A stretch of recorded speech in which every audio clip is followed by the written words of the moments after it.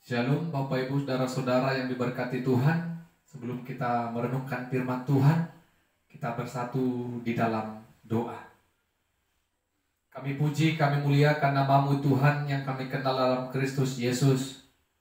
Kami bersyukur karena Tuhan pada saat ini boleh mengizinkan kami untuk bersekutu dengan firman Tuhan. Biarlah Roh Kudus Tuhan menyertai kami, sehingga kami boleh mengerti akan kebenaran firman-Mu. Dalam nama Yesus kami berdoa dan bersyukur. Amin. Saudara-saudara, Bapak Ibu yang diberkati Tuhan, firman Tuhan menyapa kita pada saat ini dari 1 Petrus pasal 5 ayat 6 sampai 10. 1 Petrus pasal 5 ayat 6 sampai 10. Kami akan bacakan firman Tuhan bagi kita. Demikianlah firman-Nya. Karena itu rendahkanlah dirimu di bawah tangan Tuhan yang kuat, supaya kamu ditinggikannya pada waktunya. Serahkanlah segala kekhawatiranmu kepadanya, sebab Ia yang memelihara kamu. Sadarlah dan berjaga-jagalah. Lawanmu si iblis berjalan keliling sama seperti singa yang mengaum-aum dan mencari orang yang dapat ditelannya.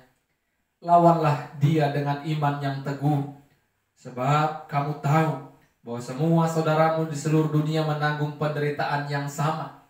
Dan Allah sumber segala kasih karunia, yang telah memanggil kamu dalam Kristus kepada kemuliaan-Nya yang kekal, akan melengkapi, meneguhkan, menguatkan dan mengokohkan kamu sesudah kamu menderita seketika lamanya.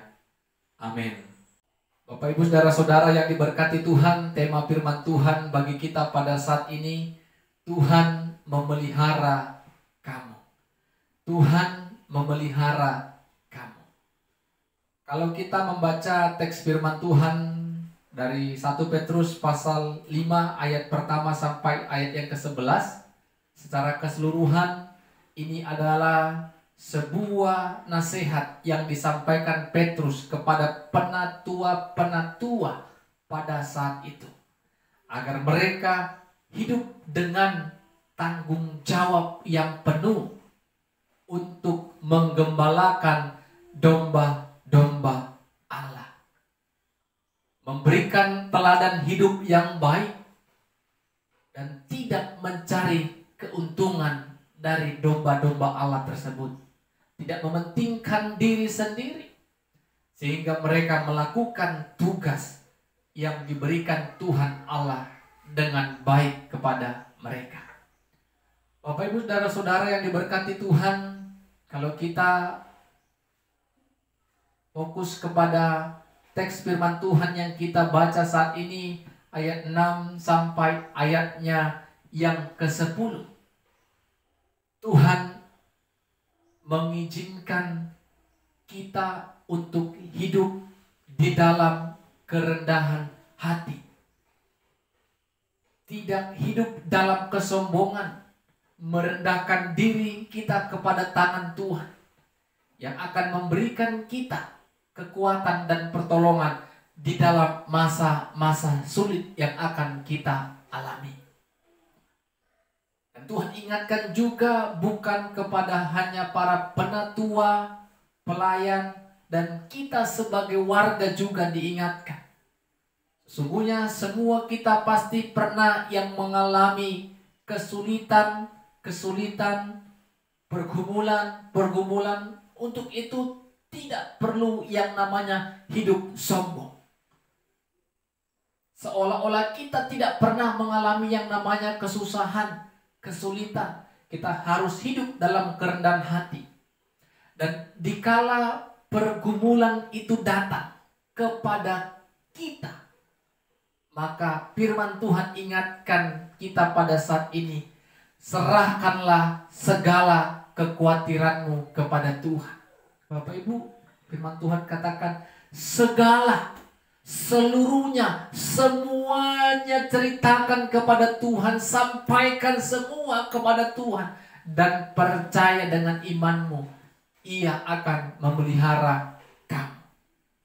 Kenapa Bapak Ibu Saudara-saudara kita harus menaruh kepercayaan Tuhan memelihara kita? Karena kita sudah jadikan Dia sebagai gembala yang akan melawan, menjaga, menyertai, dan memelihara kehidupan kita. Apapun yang kita sedang alami, apapun yang akan terjadi dalam kehidupan kita di depan, kalau kita percayakan Tuhan sebagai gembala yang akan memelihara kita, maka tidak perlu lagi ada rasa khawatir, takut, cemas yang berlebihan. Kalau kita hidup dalam kekhawatiran yang berlebihan dan tidak menaruh harapan, yang tidak bergantung kepada Tuhan dan percaya kalau Tuhan memelihara kita, maka di sanalah iblis akan menelan kita, akan menggoda kita, akan menjatuhkan kita dan merongrong kehidupan kita. Orang yang punya pergumulan yang berat, orang yang punya beban dan kekhawatiran yang berlebihan, yang tidak menaruh kepercayaan kepada Tuhan, di sanalah iblis lebih sering untuk mencoba kita agar kita meninggalkan Tuhan, agar kita percaya kepada kekuatan dunia dan tidak lagi menaruh harapan dan kepercayaan kepada Tuhan. Tapi firman Tuhan ingatkan kepada kita pada saat ini, lawan iblis dengan iman yang teguh. Jelas dikatakan Petrus, dengan iman yang teguh dan percaya kepada Allah yang belas kasih itu akan melengkapi kita, akan meneguhkan, mengokohkan dan menguatkan kita di dalam pergumulan, ketakutan, kekhawatiran yang sedang kita alami. Kalau kita datang kepada Tuhan, kalau kita melawan pergumulan itu dengan segala kekuatan yang daripada Tuhan. Tapi kalau kita melawan pergumulan dengan takut yang berlebihan, maka iblis akan tetap menang atas diri kita. Kita harus berani melawan ketakutan kita, melawan kekhawatiran kita. Karena Tuhan akan melengkapi kita dengan segala hikmat dan kekuatan akan pertolongannya dikala kita mengalami pergumulan hidup. Jadi Bapak Ibu Saudara-saudara yang diberkati Tuhan, kita harus menaruh keyakinan, kepercayaan kita yang penuh kepada Tuhan. Dikala kita hidup dalam kekhawatiran, pergumulan, cemas, sampaikan semuanya kepada Tuhan. Jangan takut. Kalau kita takut, maka kita akan kalah. Kita harus berani hidup di dalam pergumulan, hidup di dalam masalah. Dengan keberanian itu, maka Tuhan, sumber hikmat, sumber kekuatan, akan memampukan kita melewati masa-masa di mana kita hidup dalam kekhawatiran. Bapak Ibu Saudara-saudara yang diberkati Tuhan, percaya Tuhan memelihara kita. Tuhan kita jadikan gembala dan kita domba-domba yang akan dilawan, dijaga, dipelihara Tuhan senantiasa. Amin, kita berdoa. Ya Tuhan, terima kasih buat firman-Mu yang sudah kami perdengarkan dan dengarkan bersama. Biarlah Roh Kudus Tuhan menyertai kami dan memampukan kami untuk tetap hidup tidak khawatir dan menyerahkan segala kekhawatiran kami kepada Tuhan. Dan kami percaya Tuhan menyertai kami. Dalam nama Yesus kami berdoa dan bersyukur. Amin. Shalom. Tuhan Yesus memberkati kita semua. Shalom Bapak Ibu Saudara-saudara yang diberkati oleh Tuhan. Sebelum kita merenungkan firman Tuhan, kita bersatu dalam doa. Kami bersyukur kepadamu ya Tuhan, yang memberikan kehidupan bagi kami sampai pada saat ini. Secara khusus Tuhan berikan kami kesempatan, berikan waktu yang baik untuk merenungkan firman Tuhan. Sebelum kami memperdengarkan dan mendengarkan firman-Mu, perlengkapi kami dengan kuasa Roh Kudus Tuhan, agar kami boleh mengerti, paham akan kebenaran firman-Mu. Dalam nama Yesus kami berdoa dan bersyukur. Amin. Saudara-saudara, Bapak Ibu yang diberkati Tuhan, firman Tuhan menyapa kita pada saat ini dari 1 Samuel pasal 10 ayat 6 sampai ayatnya yang ke-13. 1 Samuel pasal 10 ayat 6 sampai ayatnya yang ke-13. Kami akan bacakan firman Tuhan bagi kita. Demikianlah firman-Nya. Maka roh Tuhan akan berkuasa atasmu. Engkau akan kepenuhan bersama-sama dengan mereka dan berubah menjadi manusia lain. Apabila tanda-tanda ini terjadi kepadamu, lakukanlah apa saja yang dapat oleh tanganmu, sebab Allah menyertai engkau. Engkau harus pergi ke Gilgal mendahului aku, dan camkanlah, aku akan datang kepadamu untuk mempersembahkan korban bakaran dan korban keselamatan. Engkau harus menunggu 7 hari lamanya, sampai aku datang kepadamu dan memberitahukan kepadamu apa yang harus kau lakukan. Sedang ia berpaling untuk pergi meninggalkan Samuel, maka Allah mengubah hatinya menjadi lain, dan segala tanda-tanda yang tersebut itu terjadi pada hari itu juga. Ketika mereka sampai di Gibea dari sana, maka bertemulah ia dengan serombongan nabi. Roh Allah berkuasa atasnya, dan Saul turut kepenuhan seperti nabi di tengah-tengah mereka. Dan semua orang yang mengenalnya dari dahulu melihat dengan heran bahwa ia bernubuat bersama-sama dengan nabi-nabi itu. Lalu berkatalah orang banyak yang satu kepada yang lain, apakah gerangan yang terjadi dengan anak Kis itu? Apa Saul juga termasuk golongan nabi? Lalu seorang dari tempat itu menjawab, siapakah bapa mereka? Itulah sebabnya menjadi peribahasa, apa Saul juga termasuk golongan nabi? Setelah habis ia kepenuhan seperti nabi, pulanglah ia. Amin. Bapak Ibu saudara-saudara yang diberkati oleh Tuhan, tema firman Tuhan bagi kita pada saat ini, Roh Kudus akan diberikan Tuhan kepada orang yang taat.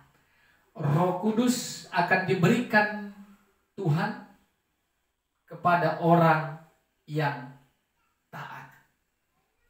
Bapak Ibu, pernah atau tidak kita menemui atau bertemu dan mungkin sedang bersama dengan kita pelayan yang melayani dengan segala kesombongannya, dengan mengatakan, aku adalah orang yang pintar, aku adalah orang yang berpengalaman.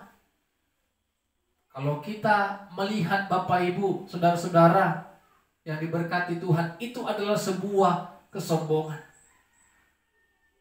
Tuhan lebih suka orang-orang yang melayani, orang-orang yang hidup di dalam kerendahan hati, orang-orang yang mau diajar, orang-orang yang taat. Sehingga kepada orang-orang yang demikianlah Tuhan mencurahkan rohnya. Tuhan mencurahkan, mengaruniakan dan menganugerahkan Roh Kudus atas mereka, sehingga mereka dipakai Tuhan untuk menjadi alat Tuhan, menjadi berkat, melayani sesama dan melayani Tuhan. Jadi Bapak Ibu saudara-saudara, bukan orang yang pintar, orang yang berpengalaman, tetapi orang yang mau diajar, orang yang hidup dalam kerendahan hati, dan orang yang taatlah yang akan dipakai oleh Tuhan. Firman Tuhan yang kita baca pada saat ini, Bapak Ibu saudara-saudara, kita melihat bagaimana Saul ketika dirinya diurapi oleh Samuel untuk menjadi raja atas umat Israel sebagai umat Tuhan. Ketika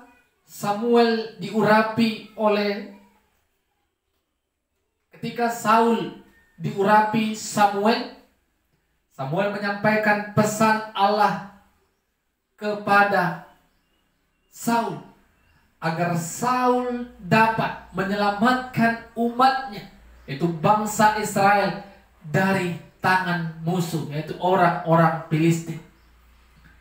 Dan Samuel memberikan beberapa tanda-tanda, memberikan petunjuk, memberikan arahan kepada Saul, sampai Saul harus melakukan apa yang ditugaskan oleh Allah. Ketika Samuel mengurapi Saul, ini adalah sebuah tanda kalau Saul dipilih Allah sebagai raja, kalau Allah akan menyertai Saul yang akan memimpin bangsa Israel pada saat itu. Bapak Ibu saudara-saudara yang diberkati Tuhan, kalau kita melihat bagaimana Saul hidup taat pada saat setelah Samuel mengurapi Saul, dia taat. Dia mendengarkan dengan sungguh-sungguh. Dia melakukan apa yang diperintahkan oleh Samuel. Dan pada akhirnya ketaatannya mendatangkan buah, yaitu dia dipenuhi dengan Roh Tuhan. Ketika dia dipenuhi dengan Roh Tuhan, Bapak Ibu saudara-saudara, Tuhan mengubahkan hatinya, mengubahkan batinnya, tidak lagi seperti manusia biasa. Sifat batinnya diubahkan Tuhan, sehingga dia bisa berkata-kata sama seperti yang dilakukan oleh serombongan nabi-nabi tadi, Bapak Ibu saudara-saudara. Ketaatannya membuat dia dipenuhi dengan Roh Tuhan, sehingga hidupnya berubah seketika itu juga, dipenuhi dengan kuasa Tuhan. Dari firman Tuhan ini kita belajar, ibu bapak saudara-saudara, betapa pentingnya yang namanya sebuah ketaatan. Ketika kita taat, ketika kita belajar untuk taat, maka Tuhan sesungguhnya suka, dan Tuhan akan memakai kita lebih luar biasa. Orang yang taat, rendah hati, dan mau diajar, mendengarkan perintah, mereka adalah orang-orang yang dipakai Tuhan, yang semakin diperlengkapi Tuhan untuk menjadi alatnya. Bapak Ibu saudara-saudara yang diberkati Tuhan.